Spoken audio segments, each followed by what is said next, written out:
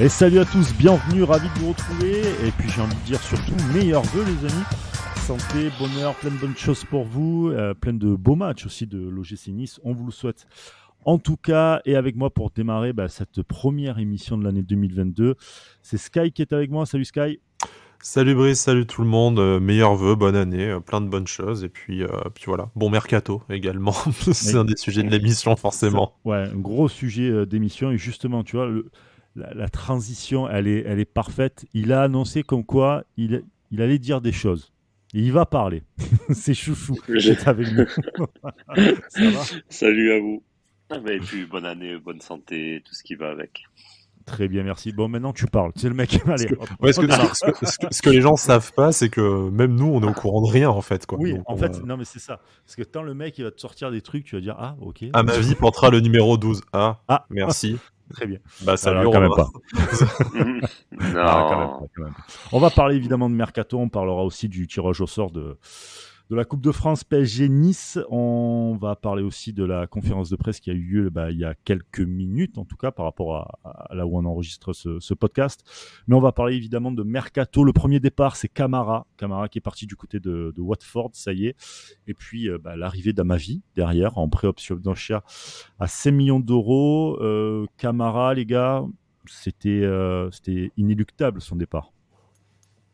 Oui, je pense que l'histoire était terminée depuis son fameux changement express de costume à la mi-temps il y a quelques mois, qui était sa dernière apparition sur le terrain avec l'OGC Nice. Lui n'avait plus envie de se projeter à Nice. Bon, on a vu que Christophe Galtier lui balançait un méga missile air-sol dans la bouche en conférence de presse en disant voilà qu'il voulait plus jouer et tout.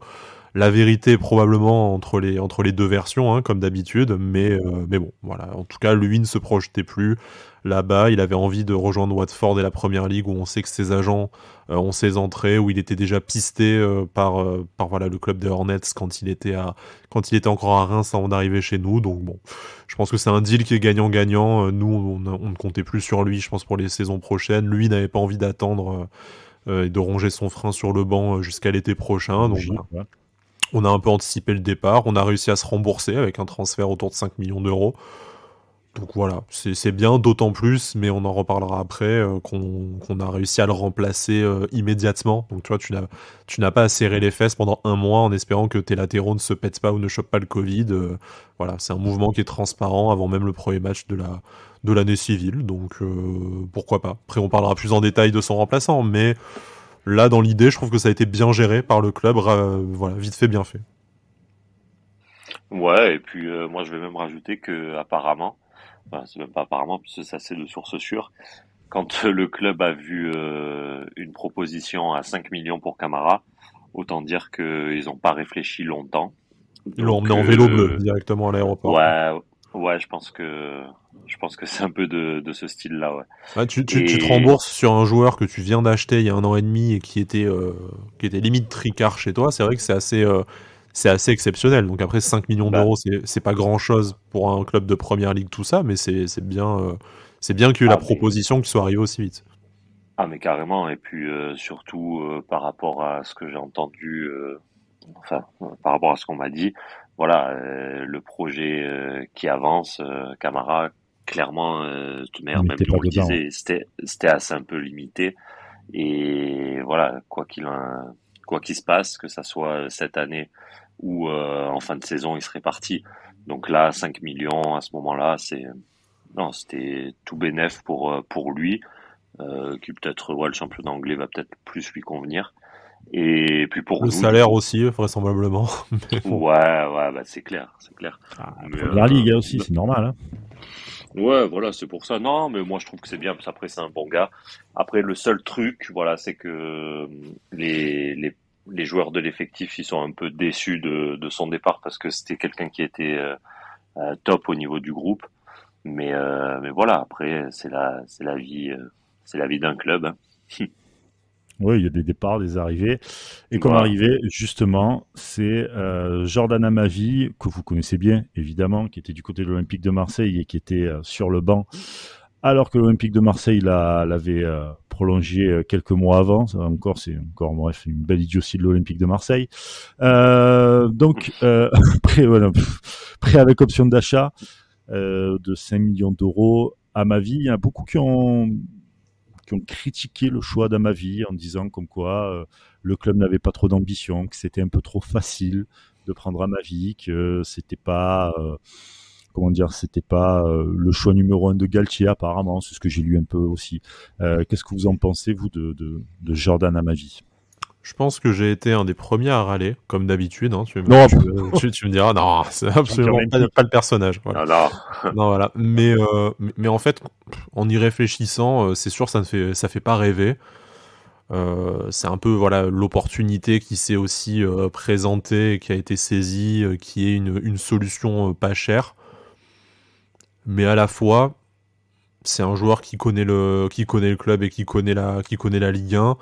Il y a certes une grosse incertitude sur son niveau physique et son niveau sportif après 2 saisons délicates à l'Olympique de Marseille, mais on aura rapidement la réponse sur le terrain. Mais après, je préfère me dire qu'on a tout de suite le remplaçant, tu vois, qu'on n'ait pas à avoir peur du Covid, des blessures et d'avoir un joueur qui en plus est quand même expérimenté, hein, qui est expérimenté en Coupe d'Europe, qui est vaguement international aussi, tout ça, mais voilà, qui va apporter de l'expérience. Il a la porte des Bleus.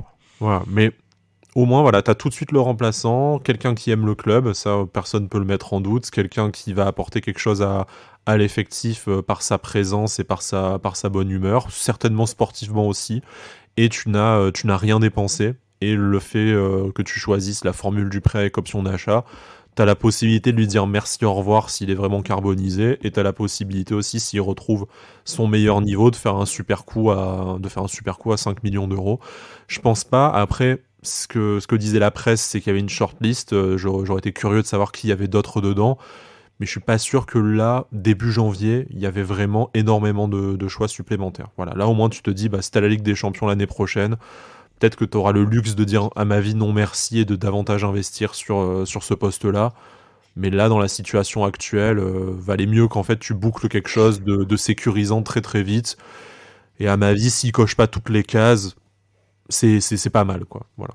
Ouais, c'est pas mal. Et auquel cas, même si tu vas en Ligue des Champions et que t'as pas envie de le virer, il a une expérience avec l'Olympique de Marseille. Qui va même une bonne demi-saison. Hein. On n'exclut pas ça. Peut-être qu'il va se retaper maintenant qu'il est de retour à la maison et qu'à 5 millions d'euros, ça sera un super coup. Mais bon, ça c'est le terrain qui le dira dans les prochaines semaines. Je l'espère bien parce que le peu qu'il avait joué, notamment sous AVB, c'était plutôt prometteur. Alors c'est pas le meilleur défenseur gauche qu'on a pu voir à l'Olympique de Marseille, ça voilà, on le sait, mais c'était un bon joueur. Il a été pris en grippe par les supporters assez rapidement, et ça c'est pas la bonne méthode pour donner confiance à un joueur. Et à chaque fois qu'il prenait le ballon, il se faisait huer, etc. Donc t'as pas trop envie non plus de tout donner, etc.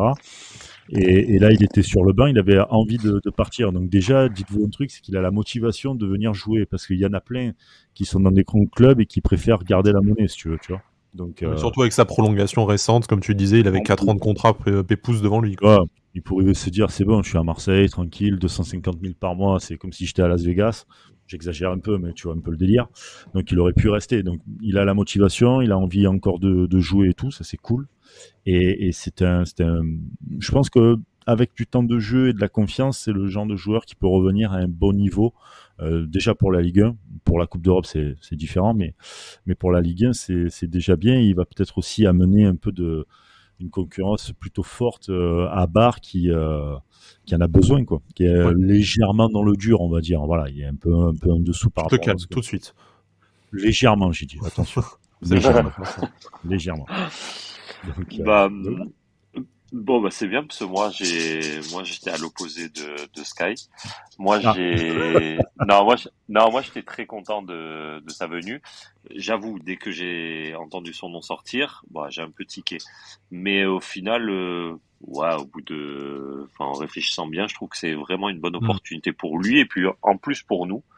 Et je pense qu'un joueur comme ça, qui vient de chez nous, qui a toujours aimé le club, qui aime la ville, etc., je pense que c'est le meilleur club pour lui pour se relancer. Et je pense vraiment qu'on va être agréablement surpris de Amavi. Voilà. J'espère. Donc, on a été un peu échaudé par les retours. On pense notamment à celui de Papi Mendy qui s'était pas très bien passé. On espère que là ça se passera mieux, mais j'ai moins de doutes perso. Je pense que non, après ça reste un pari entre guillemets parce que bon, c'est vrai qu'il était dans le dur à Marseille, mais après, putain, s'il arrive à retrouver ses jambes de sa première saison à Marseille, bah, qui lui ouvre d'ailleurs les portes de l'équipe de France, Ouais. ça nous fait un latéral gauche, de très haut niveau. Et par contre, alors, je voulais parler juste un truc sur l'option d'achat. Le club ne voulait pas en mettre d'option d'achat. Ouais. Tout simplement parce que, enfin Nice ne voulait pas mettre d'option d'achat, tout simplement parce que ils se sont dit, voilà, Marseille ils sont dans le dur financièrement, et si l'année prochaine ils n'ont pas la Ligue des Champions, ils vont être encore plus dans le dur financièrement, et ils ne voulaient pas se cantonner à un montant déjà affiché à ce moment-là de l'année. Donc voilà pourquoi ils voulaient pas mettre d'option d'achat, parce que vraiment ils comptent le garder, bon, si ça se passe bien, hein, mais ils fondent quand même pas mal d'espoir autour d'Amavi. Et connaissant Fournier, hein, il essaiera toujours de l'avoir au prix le plus bas et il ne voulait pas commencer les négociations à 5 millions d'euros, enfin à un montant prédéfini. Ouais, et c'est Marseille qui a poussé pour mettre cette option d'achat de 5 millions. Après, 5 millions d'euros, honnêtement, vu ce qu'il lui reste de contrat et le niveau potentiel qu'il peut avoir. Alors bien sûr, si tu arrives à l'avoir à moins, c'est d'autant mieux, mais je suis pas sûr. C'est déjà une bonne affaire. C'est ce que tu avais payé Camara à l'époque, plus ou moins. Donc tu vois, s'il retrouve son niveau qu'il avait même chez nous, c'est pas une mauvaise opération à 5 millions d'euros, quoi. Non, c'est sûr, mais voilà, c'est pour ça que moi j'avais mis sur Twitter qu'il allait pas avoir d'option d'achat, parce que voilà, on m'avait dit vraiment que le club ne voulait pas mettre d'option d'achat, et c'est pour ça que ça a traîné 24 heures en plus. Parce que voilà, il y avait cette Marseille qui voulait mettre l'option d'achat et Nice qui voulait pas en mettre. Donc voilà. C'était juste la petite précision que je voulais donner. Une très belle précision. Est-ce que tu as des précisions maintenant sur les gardiens de but, parce qu'il y a eu pas mal de rumeurs. Alors il y a Destanoglou, Mandanda, bon, ok. Et surtout Hugo Lloris.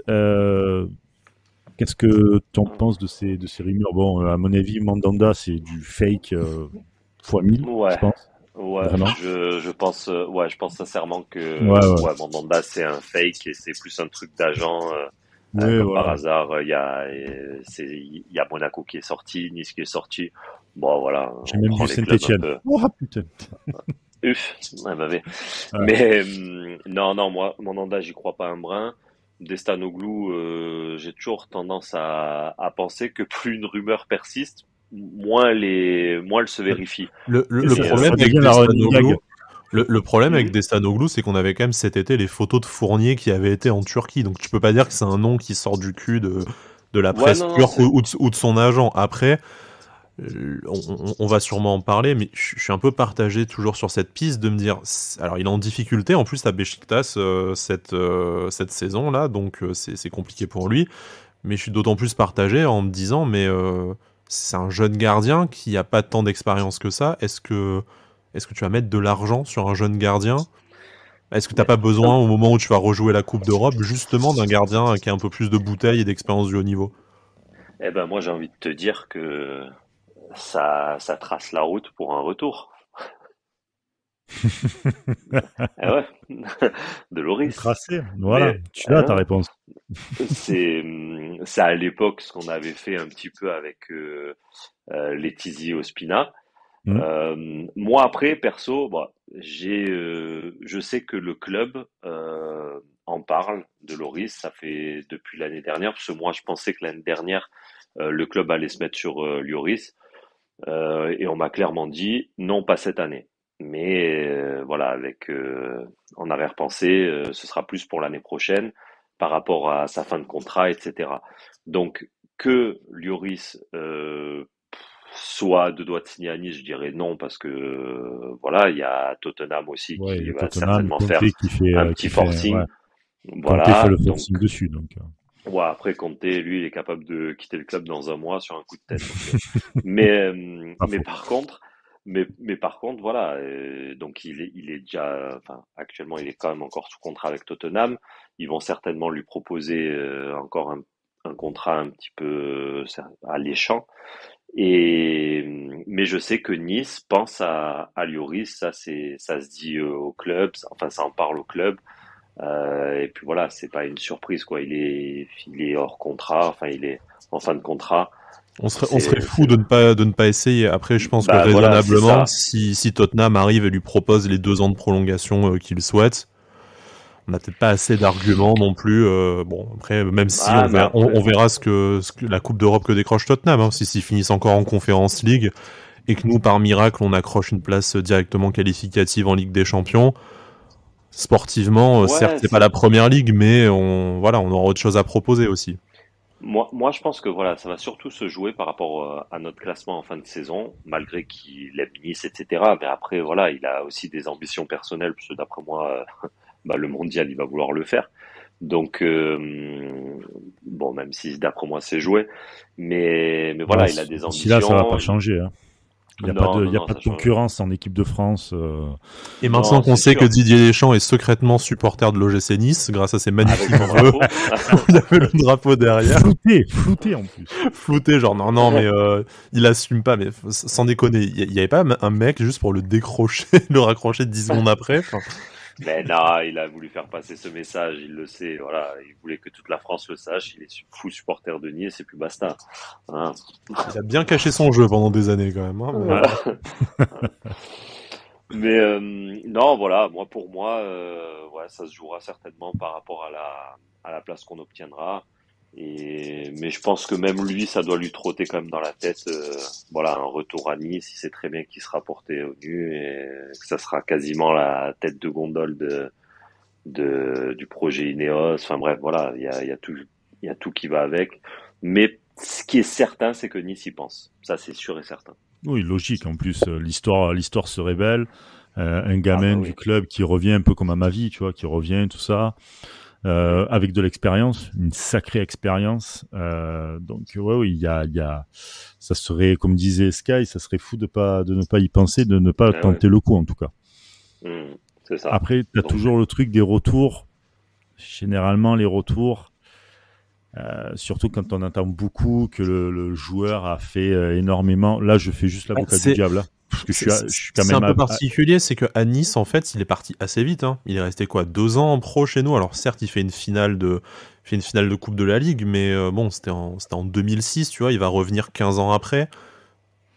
Donc c'est pas tout à fait pareil que quand t'as un joueur qui revient 2-3 ans après parce qu'il est en situation d'échec dans son club, un peu comme Amavi, comme Papi Mendy ou quoi. Là, c'est le jeune joueur qui vient de terminer sa carrière chez nous, plus de 15 ans après avoir remporté le plus beau trophée du monde et tout machin. Donc bon, voilà, ça se compare un peu plus avec la situation de Letizy. Bon, évitons de comparer le niveau des deux gardiens, mais voilà, Letizy était revenu en fin de carrière où il avait plus rien à prouver.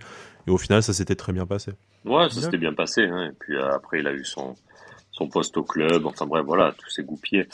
Mais non, moi, franchement, j'ai vraiment bon espoir parce que voilà, c'est le mec qui a toujours été attaché à Nice. Et puis là, c'est le moment ou jamais.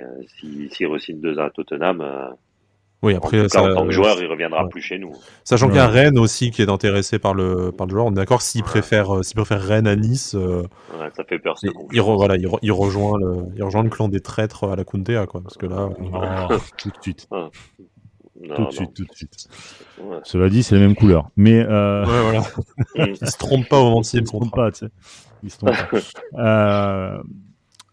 Qu'est-ce que je voulais dire ? Oui, il y a un autre joueur aussi qui a été proposé, mais pas qu'à Nice. C'est Bakambu, je crois qu'il a été proposé au monde entier, ce joueur. Et je l'ai vu sur plein de... j'ai vu Lyon, Marseille, j'ai vu plein de clubs. C'est Bakambu, c'est une info... je pense qu'il faudrait prendre quand même bien à la légère, déjà, parce qu'il est proposé à plusieurs clubs.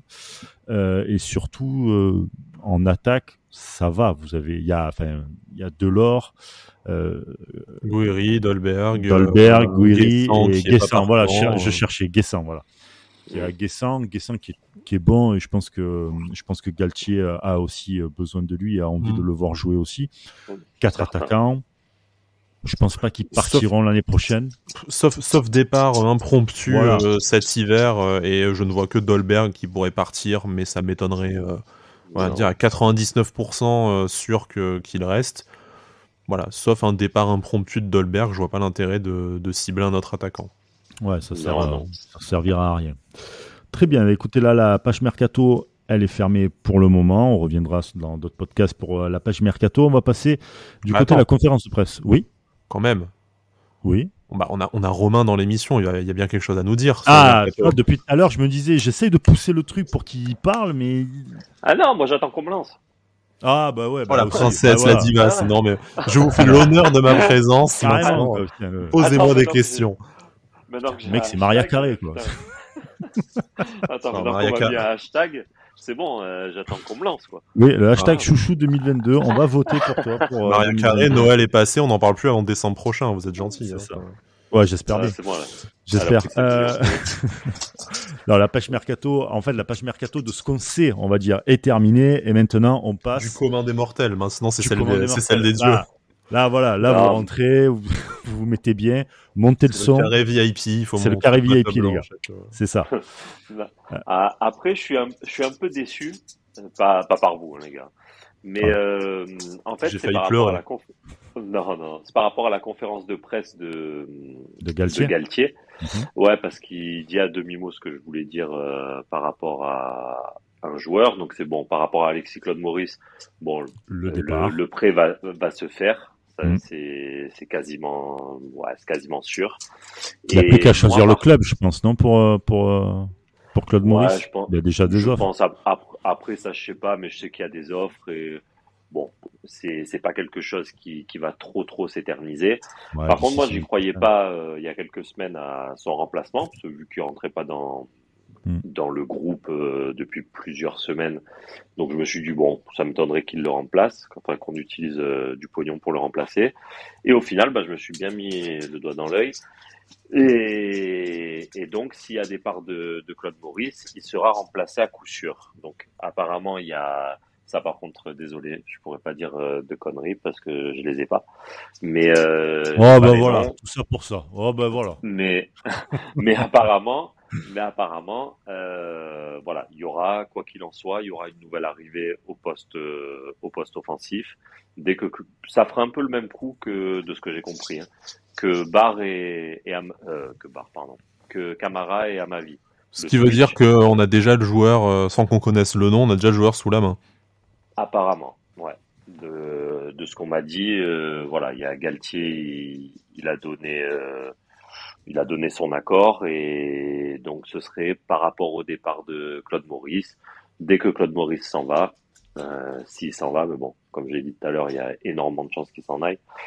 Il y aura directement un joueur qui va arriver pour le remplacer. Et là, je vais juste contredire Galtier dans sa conférence de presse. Oh, ça dénonce. Ouais. Et là, il a pas été cool parce que putain, là du coup, voilà, je vais devoir me mettre contre lui alors que je l'adore, quoi.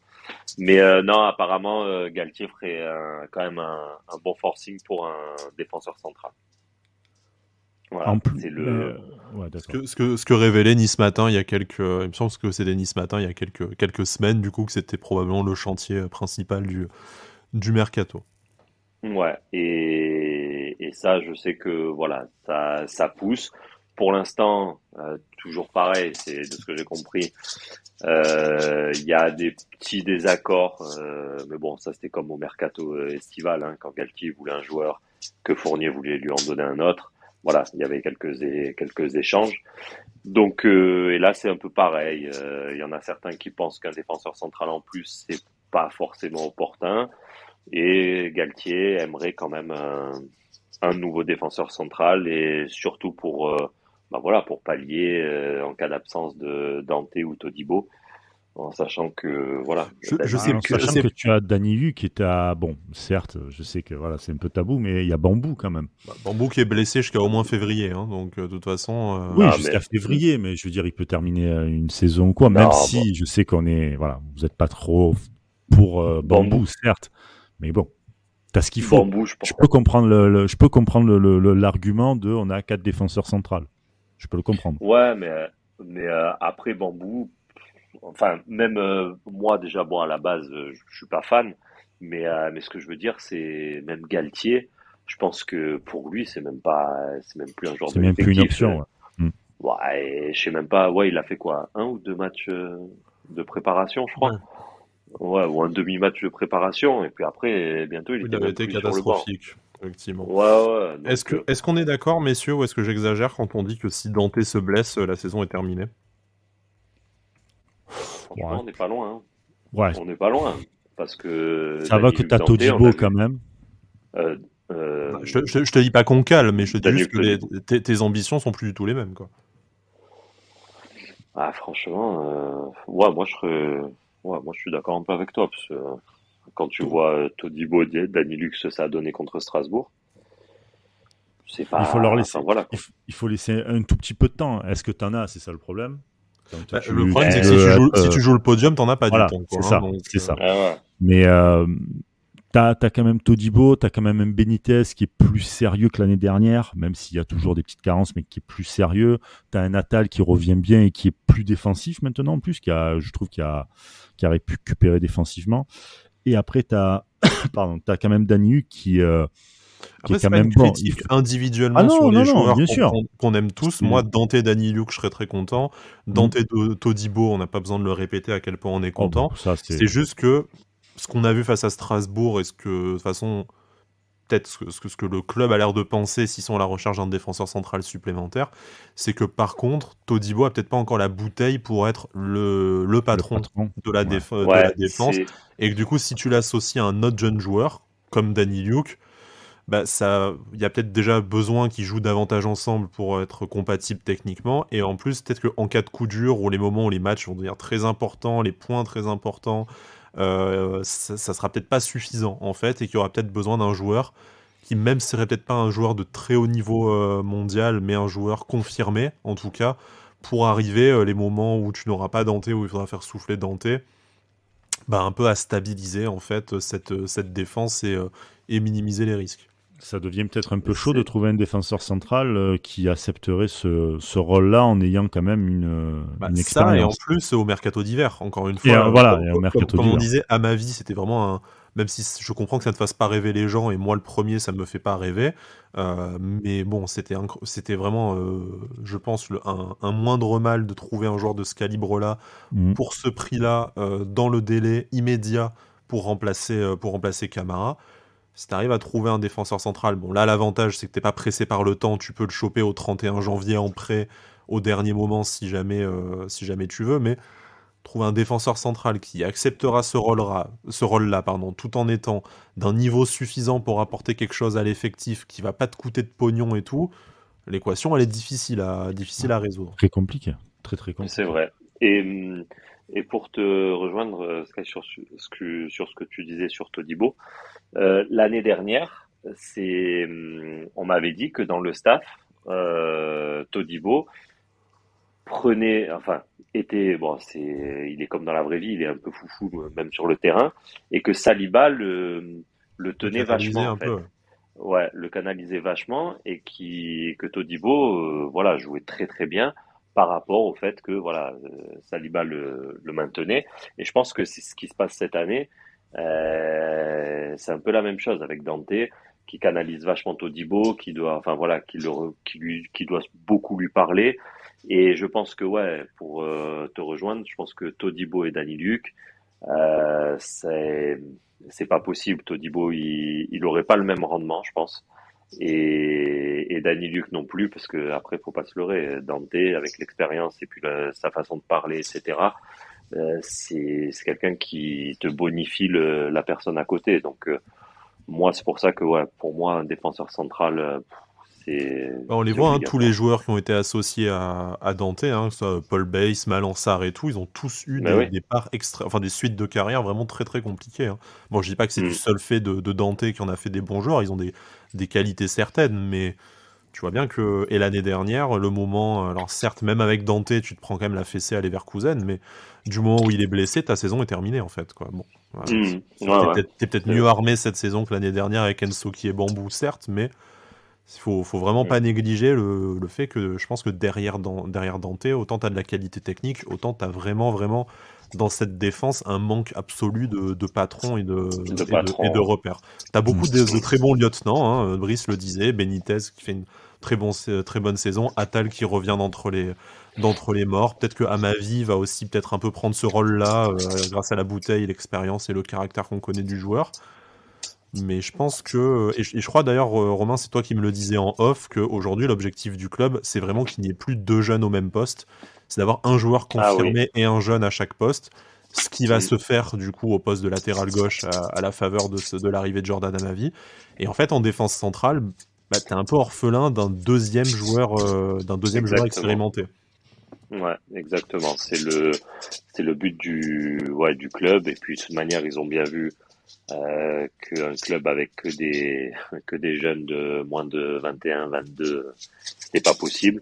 Et donc oui, la finalité, ce serait d'avoir deux joueurs au même poste, un jeune et un plus expérimenté. Voilà. Donc et ça c'est plutôt pas mal. Voilà, ce revirement de situation un petit peu. Je pense que Galtier en est pour quelque chose. Mais je trouve ça bien, quoi, que le club change un peu son fusil d'épaule. C'est plutôt bien parti quand tu regardes quand même sur certains postes. Au milieu, t'as Lemina, Schneiderlin et t'as Camara avec Thuram, pardon, avec et Boudaoui. Et Boudaoui et même Rosario. Rosario, ouais. Voilà. Tu as en attaque, t'as quand même Dolberg qui a une certaine expérience, Delors avec Delors. Voilà, avec Gouiri qui est assez jeune. Côté gauche, t'as Amavi, donc comme on disait, Barre. Non, ça commence à... Il y a peut-être que sur les ailes qui te manque un profil expérimenté. C'est peut-être intéressant ce que dit Galtier de remplacer un éventuel départ, enfin un probable départ de Alexis Claude Maurice. J'espère qu'on ira vers un profil justement un peu plus confirmé. Ah ouais, ce serait bien. Maintenant, c'est toujours pareil, mercato d'hiver. C'est un joueur un peu plus confirmé. D'après moi, on va devoir sortir un petit billet ou un prêt. Ouais, ou un prêt. Enfin, moi, je pense que c'est effectivement un mercato d'opportunité. L'idée, c'est peut-être d'éviter le infamous mercato au Badis Rarfi, duquel on fait encore des cauchemars 5 ans après. Mais bon, je suis pas contre la formule d'un prêt, d'essayer d'aller choper des mecs qui sont en difficulté dans des grands clubs, qui sont en manque de temps de jeu, qui ont peut-être besoin de se montrer pour leur sélection, parce que certes, la Coupe du Monde n'est pas cet été, mais je pense qu'il y a beaucoup de points qui vont aussi se marquer sur cette partie de saison, qu'au mois d'août, les sélections elles seront quasiment faites pour novembre. Donc c'est peut-être risqué pour les joueurs de parier sur du temps de jeu entre août et novembre pour accrocher leur sélection. Donc du coup, c'est peut-être aussi le moment de se dire, il y a peut-être un gros poisson à aller choper. T'es deuxième du championnat en plus, donc même si t'as pas de garantie d'être en Ligue des Champions en fin de saison, tu peux peut-être faire des options. Le tableau, quoi. Tu fais plus rêver que Bordeaux, que Lyon. Voilà, vraisemblablement, tu vas jouer une Coupe d'Europe, même si au pire c'est la Conférence League, mais tu as quand même des chances d'accrocher ce top 6. Et puis tu peux très bien aussi indexer des options d'achat sur des qualifications européennes. On sait notamment que celle de Justin Kluivert, elle est en partie, en plus du montant à payer, elle est en partie indexée sur la future qualification européenne du gym. Donc pourquoi pas essayer de reproduire quelque chose avec un joueur d'un certain calibre, d'une certaine expérience cet hiver. Ouais.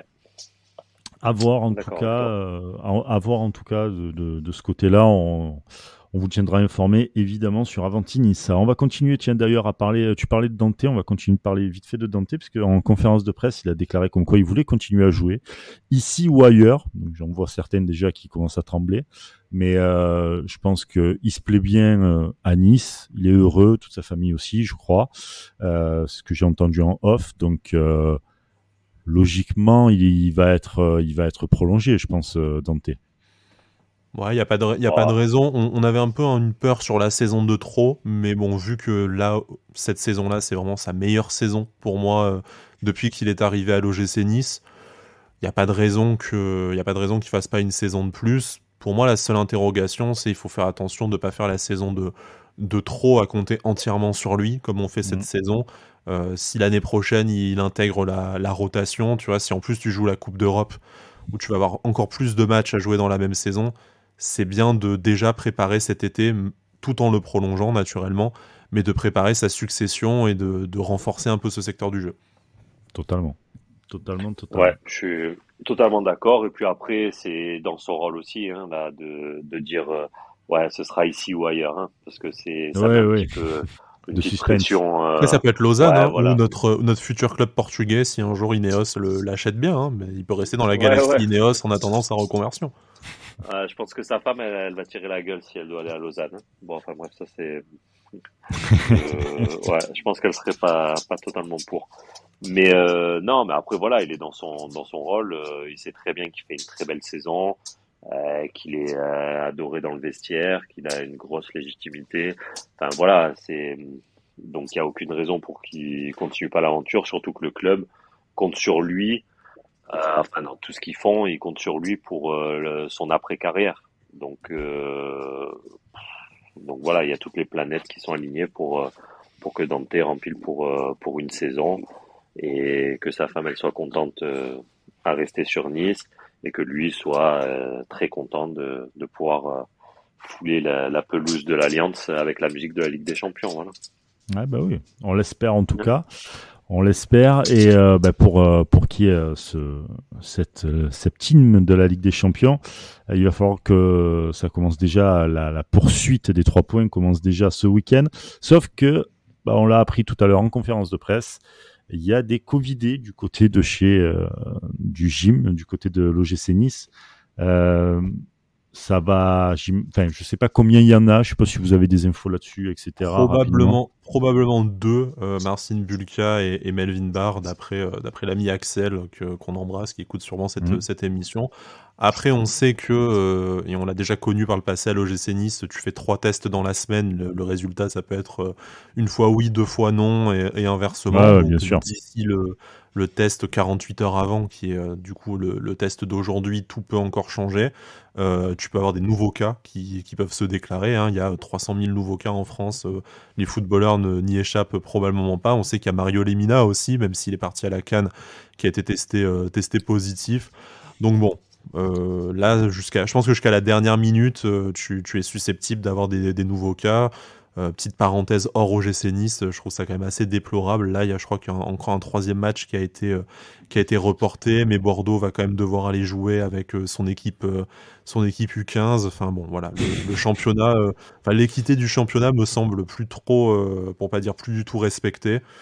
Bien entendu, si nous c'est des joueurs mineurs ou qu'on arrive à tirer notre épingle du jeu pendant cette période, on s'en félicitera. Mais bon, je trouve que les choses sont pas très normales. En tant que supporter, on peut juste espérer qu'on soit un minimum touché pour la santé des joueurs aussi, parce que c'est pas toujours anodin non plus comme maladie.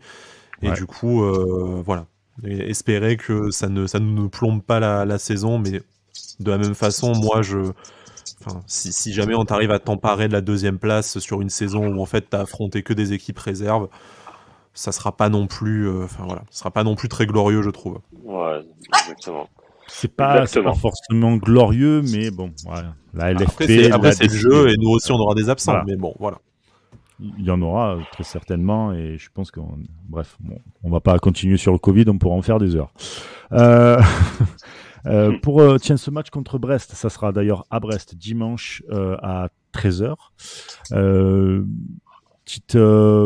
Comment vous le sentez ce match-là, sachant qu'il y a des internationaux, forcément, des internationaux africains qui ne sont pas là.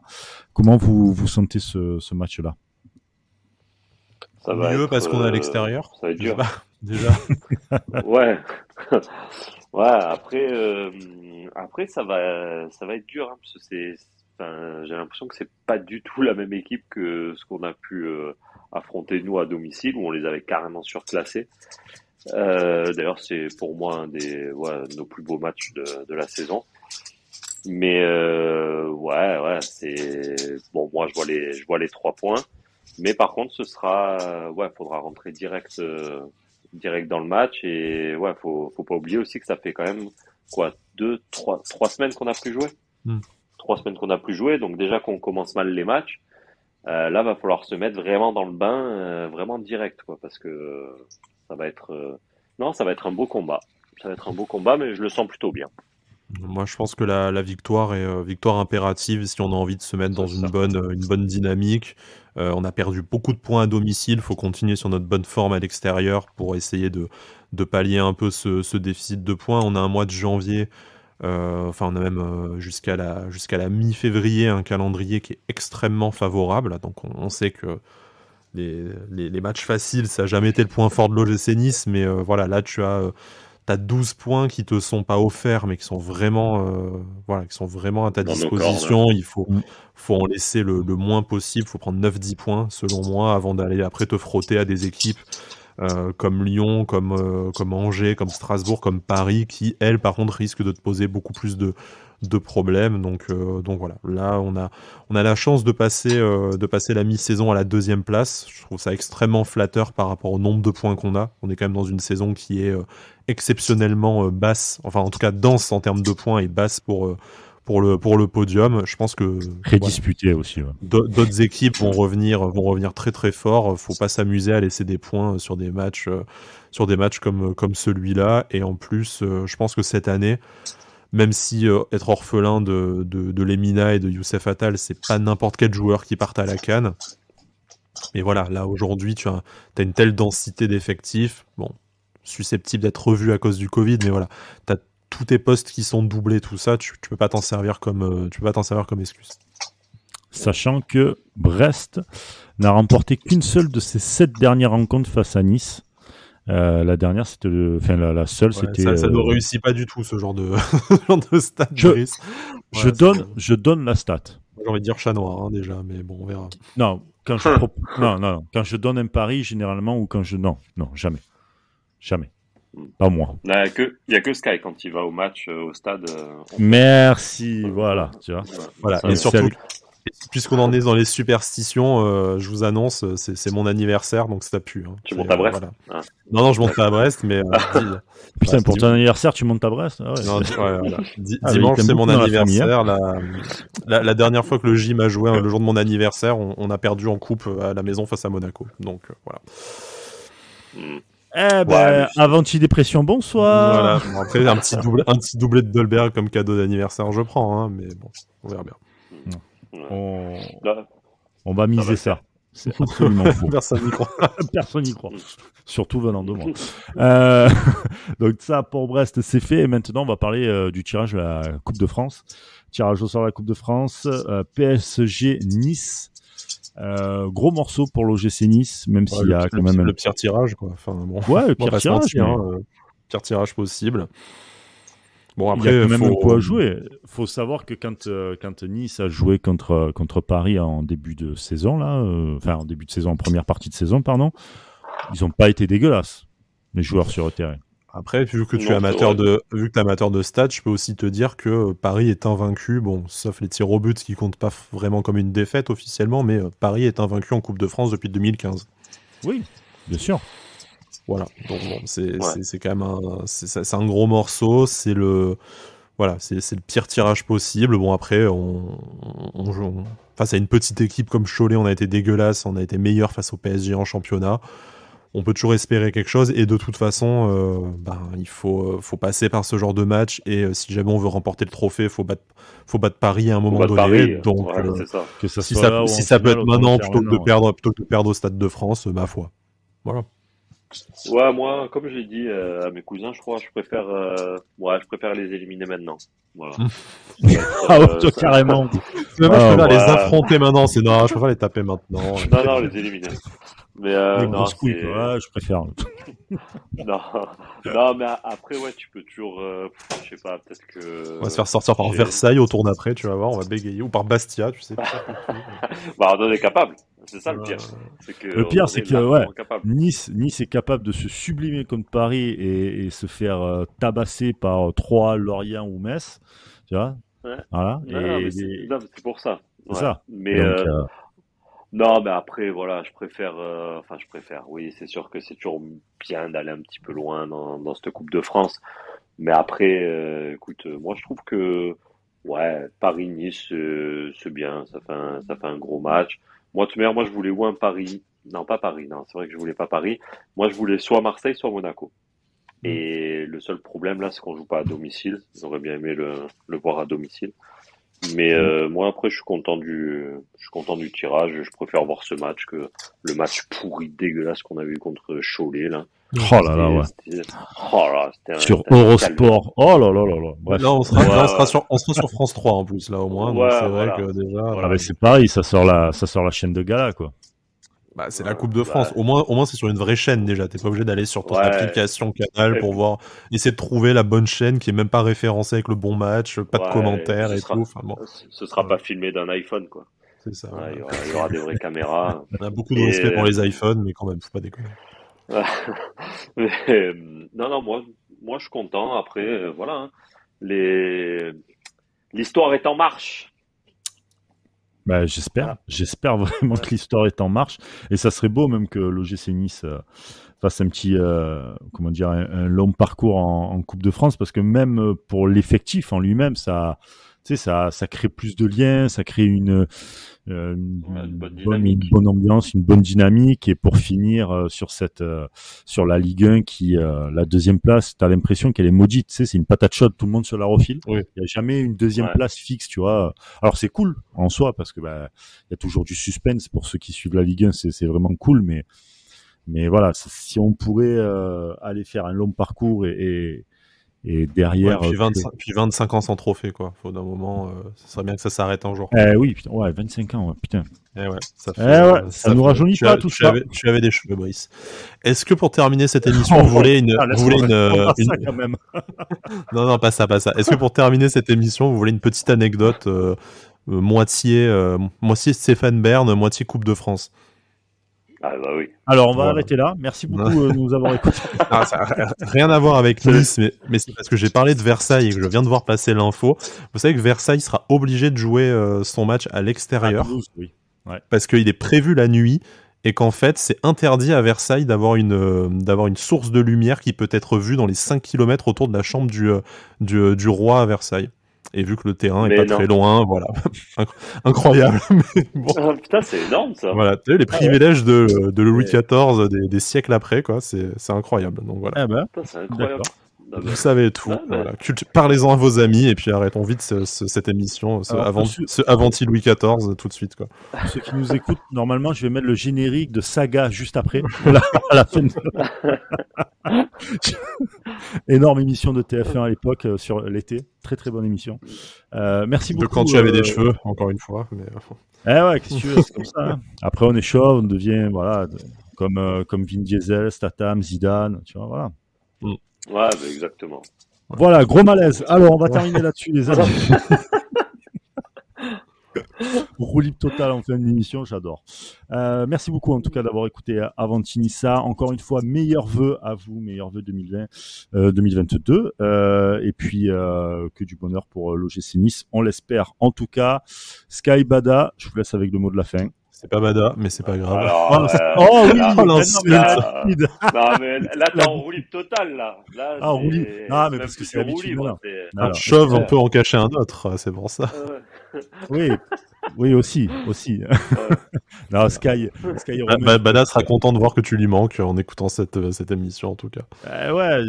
Tu vois, pour Brest, il aurait pu nous donner, parce qu'on sait que c'est l'adjoint, il aurait pu nous donner des petites, des petits tips là-dessus, mais bon, qu'est-ce que tu veux? C'est comme ça. Bon, allez, je vous laisse le mot de la fin. Issa Nissa.